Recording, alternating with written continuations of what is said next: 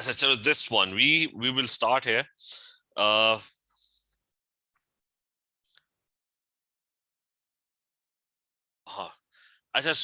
we're gonna start here. Okay, we had talked about chlorides with water, and I told you we did this. Okay, I told you that NaCl just dissolves. That's it. And I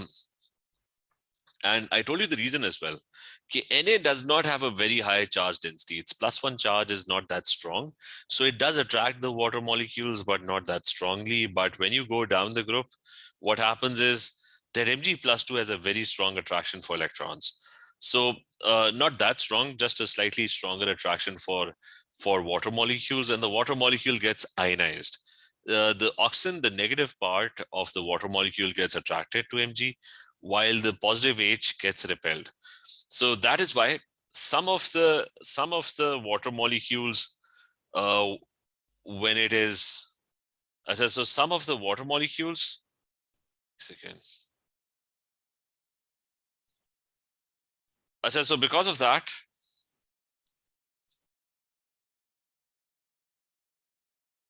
so now because of that,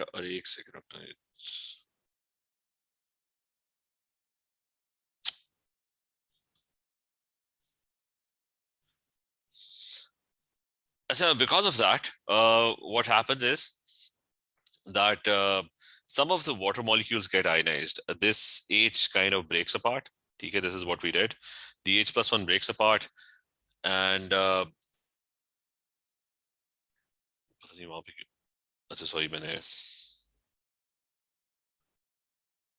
so the H+1, it kind of breaks apart, and the H+1 ionizes, and it produces some amount of HCl. So magnesium would mostly dissolve. There's going to be very, very slight hydrolysis, which is why a very small amount of HCl would be produced, and the pH would be 6.5. And for AlCl3, we talked about the hydrolysis being very strong, because Al has it's a very positive ion, so it attracts the water molecules very strongly, ripping the OH ion and pulling it towards itself, while at the same time it's strongly repelling the H+1. So the water molecule gets ripped apart, and it ionizes, and it ends up forming. So this is one of the detailed equations that they sometimes give in the exams as well, that the aluminum ion first attracts 6 water molecules, and then the 6 water molecules, they surround it, and then the water molecules, they start ionizing, they start turning into OH ions, which gives you aluminium hydroxides, and a lot of H+1 ions are produced. So that's another way to write this reaction. That's a bit more detailed reaction. So AlCl3 ends up producing aluminium hydroxide, which is a solid white precipitate, and HCl gas is formed. Uske baad the reactions became more and more violent and vigorous, and the hydrolysis became stronger. Silicon had a similar reaction. Phosphorus chlorides, they ended up forming acids. So we did that. So abhi is pe jump kar jate hain. We did that in the last class. Now we're going to jump to the acid base nature of our oxides and hydroxides. So most of them, you're already familiar with them. The first one is, the first two are basic. So, I mean, there should be no question. Metal oxides are basic. Sodium oxide, magnesium hydroxide, they're all basic. They would form salt and water. That's pretty much it. Aluminium oxide, you should know from O-levels that is amphoteric. What that means is that aluminium oxide, and remember, oxides and hydroxides can be interchangeably used. So you've got aluminium oxide, and it is capable of reacting with the acid, and at the same time, it's also capable of reacting with a base. But the NaOH has to be hot concentrated. Otherwise, if you want to dissolve it in NaOH, it usually dissolves at higher temperatures. And you get, in both cases, you get salt and a water molecule. You get sodium aluminate when you react it with NaOH. Sometimes this thing can also be written as this thing. Like, instead of the oxide, you can write hydroxide. So you can write hydroxide instead of the oxide. And when you go further to the right, silicon oxide is a non-metallic oxide, so that is mostly acidic, but it's a weak acid. SiO2 is sand or glass, so it doesn't really react with NaOH that much. Haji. So can you repeat the amphoteric part? I didn't understand it. See, amphoteric. I mean, a lot of people have already done that in O levels, especially when you had to extract aluminium. So amphoteric means that it's capable of reacting with both acids and bases. Like it can react with HCl, but it can also react with NaOH. So with HCl, it's a typical base plus acid reaction. It gives you salt and water. With base, it's again the same typical reaction. So when you have a base, it will act as an acid. The aluminum oxide or hydroxide will react with the base to produce salt and water. The salt in this case is going to be sodium aluminate. So if you don't know this, you should remember this reaction, that it's capable of reacting with both acids and bases. And you should memorize this reaction, specifically this one. Is that clear? Yes. And after that, you've got non-metal oxides, and they're mostly acidic. So silicon oxide, that is definitely acidic, but it reacts with, but it's a very bad acid. I mean, it's not that acidic. It reacts with NaOH, which is a base, but only if it's hot and concentrated, and ends up forming a silicate and water. EB O levels, when you did study about silicon oxide being weakly acidic in O levels, does anyone remember where you studied that? The gases chapter. The SiO2 was used somewhere in a process. I mean, it was actually removed. If you remember, to make sulfuric acid. No, you don't. Then that's sulfur dioxide. If you remember that in O levels, as just for O levels reference, it's this thing was used. If you remember extraction of iron, it had SiO2 as an impurity. And what did you add to remove the impurity? You added a base, which was lime, calcium oxide. And they would react together to form slag, which was CaSiO3. And the slag would float on top of the molten iron, and you can then skim it off. Do you remember that? Yes, sir. So anyways, but you should remember that it's a weakly acidic substance. Now, these ones over here are strongly acidic. Phosphorus oxides and sulfur oxides. They would react with bases to produce salt and water. Now, one thing, make sure you remember this, that whenever you see sulfur trioxide and they're asking for a reaction of sulfur trioxide, think of this as H2SO4. Because what did we learn about sulfur trioxide earlier? When we were talking about the reactions with water, remember sulfur trioxide mixes with water to form sulfuric acid, and sulfur dioxide mixes with water to form sulfurous acid. The same goes for the phosphorus oxides. P4O10 mixes with water to form H3PO4, and P4O6 mixes with water to form phosphorus acid. So remember, water is always present in most reactions. So if somebody is asking you to make an equation for sulfur trioxide, think of sulfur trioxide as sulfuric acid. Make the equation for sulfuric acid, and you can just replace the sulfuric acid with SO3. Same goes over here. Like imagine the equation that you're making is not with SO2, but with H2SO3. The same applies to P4O10. Like if you have P4O10, don't think of it as P4O10. Think of it as H3PO4. So this equation will make a lot more sense. H3PO4 reacting with NaOH, you end up with Na3PO4 and H2O. And the same goes for P4O6. So whenever they ask you to make a reaction for P4O6, think of P4O6 as being phosphorus acid. Then it would be a lot easier to make the equation. It's an acid-base reaction, and it produces salt plus H2O. So H2SO4 reacting with NaOH, Na2SO4, and water is produced. So always remember, think of them as these acids. Is this clear?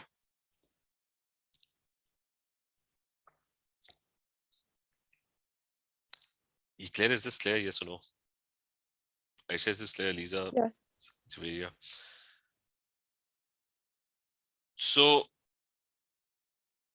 just to sum this up, at the end of the day, you just have to memorize all of this. Just to sum this up, metal oxide's basic, so they react with acids only. Aluminium oxide is the middle one, that's amphoteric, so it can react with both of them, with the acid, with the base. And the rest are all acidic. This one is weakly acidic, so you need a hot concentrated NaOH. Remember, the details are also important. So you need hot concentrated NaOH, and then SiO2 will react. The other ones are strongly acidic, so they would react rapidly with NaOH, and they would form salt and water. So that's pretty much it. The rest is mostly end wala part bas kar lete hain. I'll just post another page. You've already studied this in previous chapter, that what happens to atomic radius across the period, that the atomic radius constantly decreases when you move across the period. So if you move from Na to Cl, we did talk about ionization energies and atomic radiuses in earlier chapters. So we're not going to talk about them here. Okay, either we'll just stick to reactions. So I'm going to open the next page. Remember, they were just even a bhejti, and did I send this? Yes. Okay, just a second.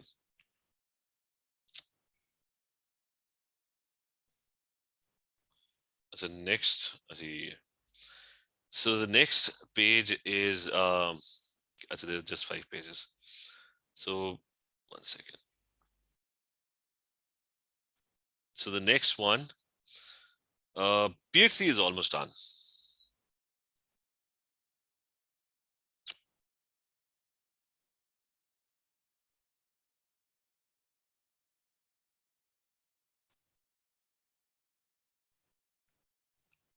That's the next, sorry, I opened the same page.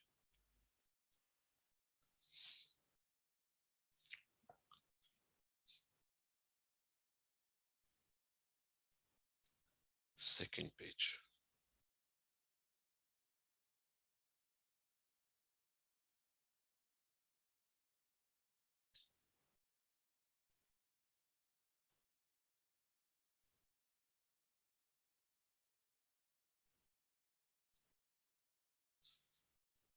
As a last thing is, we also studied about dimerization of AlCl3. TK, we did do that. So I'm not going to discuss that. We did that in chemical bonding. Let's move to the reactions. मतलब वो हमने पढ़ा था पहले, AlCl3 turns into Al2Cl6 because of the dative bonding. Aluminium has an incomplete shell. Cl provides the lone pairs and they bond together. But anyways, the last thing is you've got pH3 elements, the reaction with oxygen, which is a flame test. This is a flame test. So you have to memorize the flame test as well. Sodium reacts with oxygen or burns in oxygen, produce a bright yellow flame. Magnesium burns in oxygen and produce a very bright white flame. Aluminium, it produces a bright white flame, but there's a strong coating of Al2O3, so the reaction kind of, the combustion kind of, it ends very quickly. It's very hard to actually burn aluminium. Silicon, almost no reaction. It's a very slow reaction with oxygen. You can't really burn it. Phosphorus burns in oxygen and produces, it's a vigorous reaction, and produces a yellow flame of P4O10. And at the same time, there's a white cloud of P4O10 that's going to be produced. Okay, Aisha, I'll send it. Okay. Make sure you remind me on WhatsApp. Because the recordings, they take like, I don't know, 2-3 hours to upload. Okay, immediately with that, I'll just share the link, but it gets converted and then it gets uploaded on to the drive. So make sure you remind me around 2-3 p.m. Okay. Acha. The last one, sulfur burns with a gentle blue flame. So this is all just memorization. Just memorize this stuff.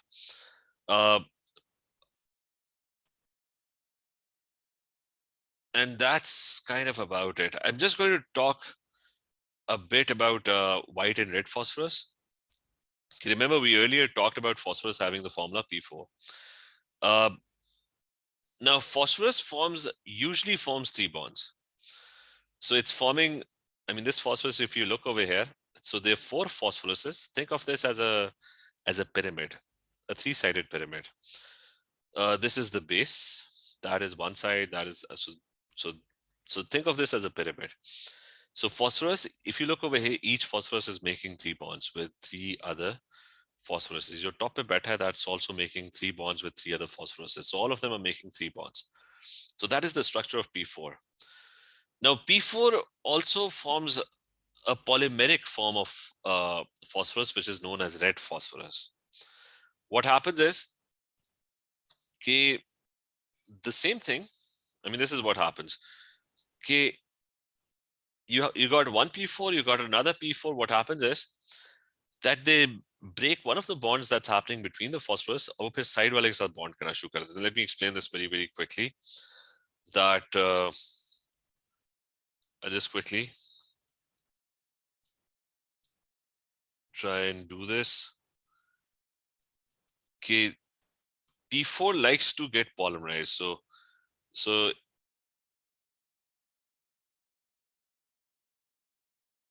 So this is what P4 kind of looks like. And there's going to be lots of P4 molecules. So here's another one. And let's say there's a third one. So that's the structure of P4. They actually, the reason we're doing this is they actually did give a question on this. Yeah, how would it polymerize? Although that's not part of the syllabus, but they actually gave you this. The question was, and remember, this thing is not part of the syllabus. They actually told you what P4 looks like, and then they were asking you to actually draw the polymer of this. So what will happen is, if you remember organic chemistry of O levels, polymerization happened when some bond between the atoms would break. So the P's would stop making bonds with each other, and instead they would form bonds with the neighboring atoms. So this phosphorus over here, it's still making 3 bonds, but now it's not making a bond with its own with the neighboring phosphorus over here.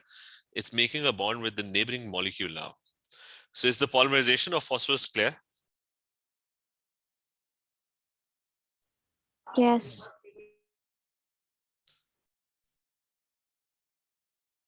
So even though this is not in your course, but you got a question on this. They gave you this and they told you, how would it form the polymeric form? So that this was how it's going to do that.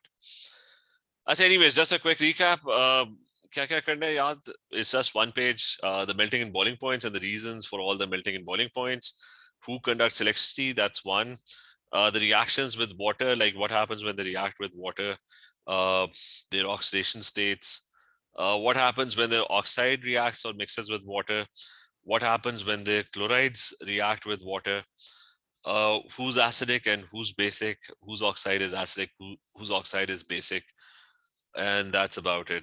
The other thing was the flame colors, etc. So we kind of done with period 3.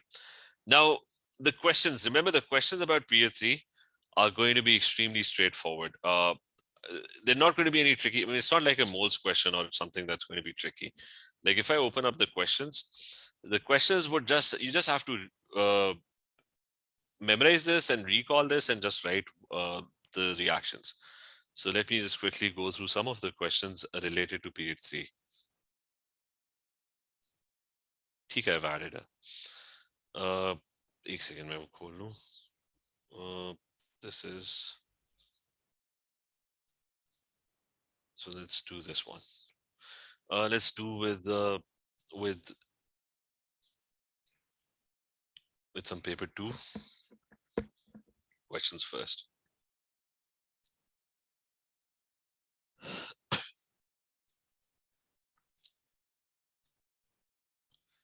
So this one. As a forget ionization energies, we already did that separately, so I'm not focusing on that. Forget the ionization energy questions, as most of them are. This one. So he's saying, so a lot of stuff is just going to be recall. So conductivity and melting points. Na, remember, has a low melting point. It's less than 100. Mg has high. Al has high. The other ones all have. Sorry, silicon has a very high melting point. It's a giant covalent structure. So silicon is going to have, I mean, you don't have to write very high, but it's going to be very high. And these two are going to have low melting points. So you just have to use that. Who conducts electricity?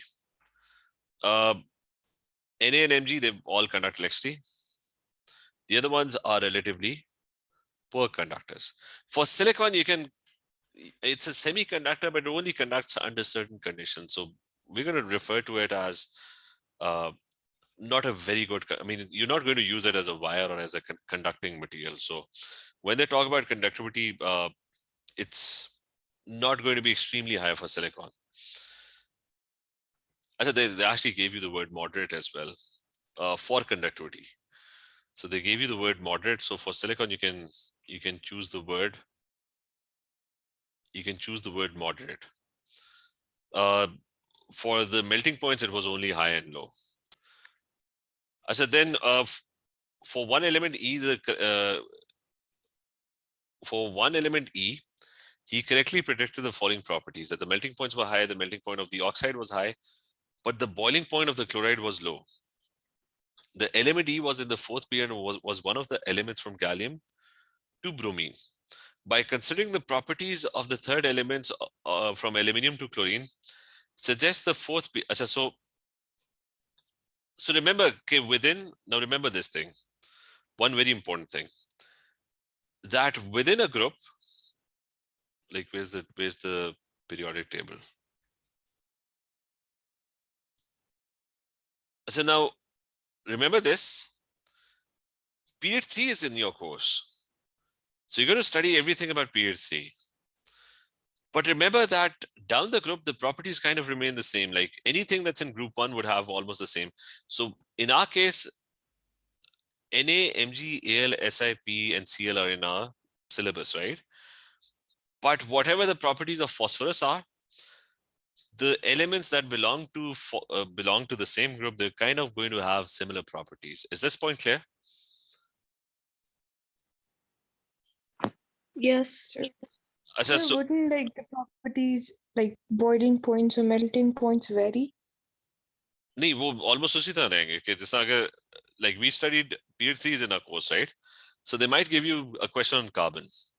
So silicon is a giant macromolecular structure, right? So carbon is also a giant covalent structure. So it also has a melting point that's very high. So the properties are not exactly the same, but they are very similar. जो भी electricity conduction, Na electricity conduct करता है, so lithium also conducts electricity, right? Because it's also a metal. Is that clear? Yes, sir.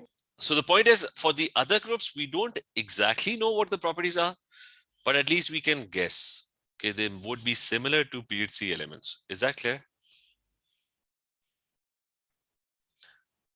So Would they be similar to the group that they're in? exactly, like if there's aluminium, then boron is also going to have similar properties. Not exactly the same, but there would be some similarity. Is that point clear?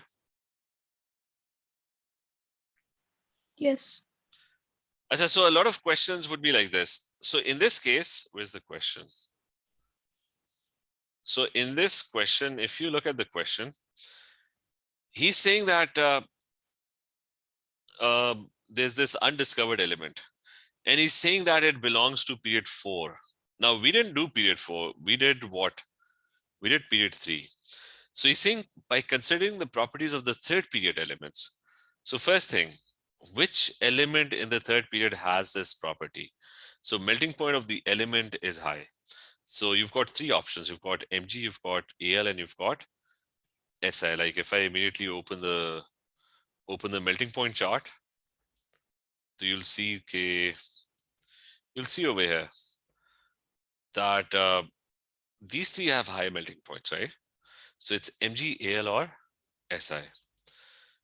And then he's saying that the melting point of the oxide is high. So I've already limited my elements to these 3, right? So the melting points of the oxide is high. So it's going to be high for all of them, I think. MgO and Al2O3 are ionic. SiO2 is a giant covalent structure, so it's going to be high for all of them. And then he says that the boiling point of the chloride is very low. So you've got MgCl2 and you've got AlCl3 and you've got SiCl4 as well. So whose boiling point do you think? And he predicted the following properties. So this one is ionic. Aluminium chloride, you know, it dimerizes. It is a covalent molecule that vaporizes very, very quickly. And SiCl4 is also covalent.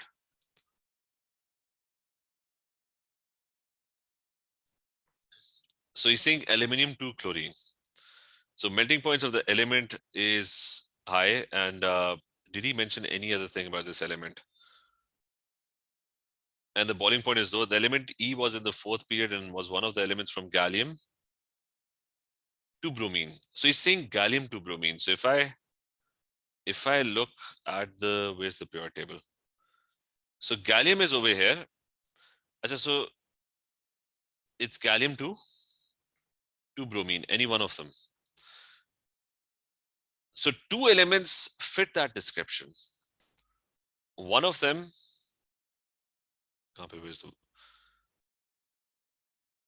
so melting point of the element is high, and so that's aluminium. It could be silicon, and the melting point of the chloride is low. So that could be aluminum chloride or SiCl4, because both of them are covalent molecules. So it could be either aluminium or it could be silicon. So according to the options that you have, you can have gallium, or it could be germanium. Is that clear?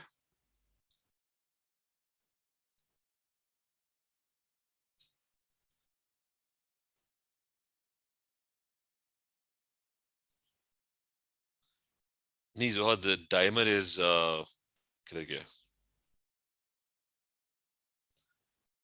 dimer is Al2Cl6. Like, where's the dimer? The dimer is Al2Cl6. The one that you're showing is also a dative bond, like this, like the entire AlCl3 doesn't need to join, only the Cl-1 can join, but that wouldn't be a dimer. A dimer is when two complete molecules, they connect together, same type of molecules. So that is what the dimer is. I said, coming back to the question, is this question clear? This one? Yes or no? अब मैं फिर से बता रहा हूँ कि he said that the element had high melting points. So based on our data, the three elements over here, group 2, group 3, and group 4, they're going to have high melting points. The oxides had high melting points. All of them had high melting points. This was ionic. This was giant covalent. This is also ionic. They all have high melting points. And the chlorides had a low melting point. So apart from the first one, which is ionic, the other two were covalent. So they had low melting points.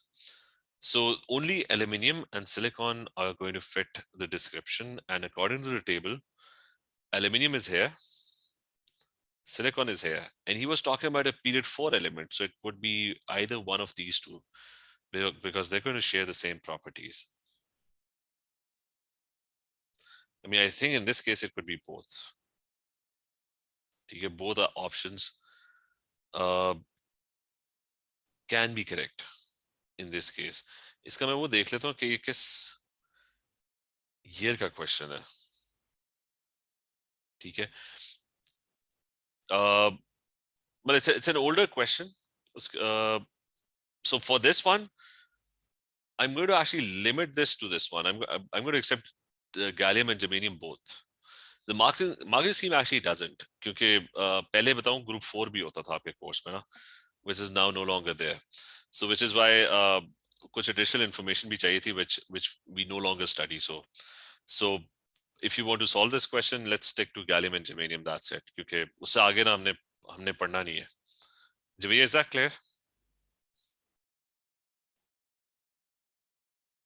So for this specific question, we'll just stick to both, except both of them. As a next one, this one, oxidation number. Find the oxidation number. So just quickly, Na is +1, Mg is +2, Al is +3. Silicon over here is +4. Phosphorus over here is +3, PCl3. Sulfur over here is going to be +2. And then he's saying, by considering the electronic configuration, explain the variation in the oxidation number of the elements. So what is the variation? Na loses 1 electron, Mg loses 2 electrons, Al loses 3 electrons. Silicon makes 4 bonds, so which is why it's +4. Phosphorus already has 5 electrons, so it makes 3 bonds, which is why it has an oxidation state of +3. Sulfur already has 6 electrons, so it makes 2 bonds, just 2 bonds. The oxidation state was increasing and now it's decreasing. So remember, for metals, they're actually losing electrons. And the oxidation state relates to the number of valence electrons that they're going to lose. For non-metals, they are forming covalent bonds. So silicon would form 4, phosphorus would form 3, sulfur would form just 2 covalent bonds. And if you remember the oxidation state table, this was how oxidation states were calculated for covalent bonds. That the electrons over here, Cl is a more electronegative element, so the electrons are going to be closer to Cl, which is why sulfur will have a +2 charge and Cl will have an oxidation state of -1. Although, even though it's a covalent bond, but the electrons, because of the higher electronegativity, would be closer to Cl. So describe with an aid of a diagram the bonding in sodium chloride crystal. So you just have to draw the ionic lattice. It's Na +1, Cl -1, Na +1. So that's what an ionic lattice would look like. Then he's saying that the type of bonding, ऐसे इसके बहुत सारे questions ना chemical bonding से link हो रहे हैं, so we'll just try and do that. So this is the type of bonding that is present in sodium hydride. So what are the properties? It melts at 800, so that's kind of a high melting point, and has the same crystalline structure as sodium chloride, which has a melting point of 808. So when molten sodium chloride is electrolyzed using graphite, a shiny deposit D forms on the cathode. And when molten sodium hydride is electrolyzed under suitable conditions, the same shiny deposit D is formed, and a colorless gas is evolved from the anode. So sodium hydride is also getting electrolyzed. So basically it's ionic. वो तो खैर वैसे ही clear था कि Na होगा तो Na is +1, so the non-metal would gain electrons to form -1. What is the oxidation number of hydrogen? That's -1. So अच्छा इसका भी मैं period 3 के questions के ऊपर jump कर रहा हूँ कि हाँ ये वाला कर लेते हैं. This is a typical period 3 question. What is the pH of the solution? और इनके chlorides की बात कर रहा है. So the first one, NaCl. What is the pH of this? If you go back, तो chlorides का pH हमने लिखा हुआ था यहाँ पे. कहाँ गए हमारे chlorides? So we wrote down the pH of the chlorides. NaCl was completely neutral, no reaction. So this one is going to be 7. As a magnesium chloride, its pH. Magnesium chloride के case में there was some hydrolysis, hence the pH was. Magnesium chloride के case में there was some hydrolysis that was happening, hence the pH was slightly acidic. It was 6.5. Or aluminium chloride के लिए there was strong hydrolysis. Aluminium chloride was strongly acidic. So what could be the strongly acidic solution? That could be 2. और फिर उसे खैर वो hydride का reaction, I'm just going to ignore that. pH 3 पे रहते हैं. Sulfur chloride में कौन सी bonding है? That's covalent, obviously. Write a balanced equation for the reaction of SiCl4 with water. So SiCl4 with water, it's this one. SiCl4 with water, it produces SiOH4 plus HCl. ठीक है. So next class में try and memorize this. Next class में we'll do more past paper questions. फिर हम कल करते हैं, ठीक है? क्लियर है? कोई क्वेश्चन नहीं है किसी का?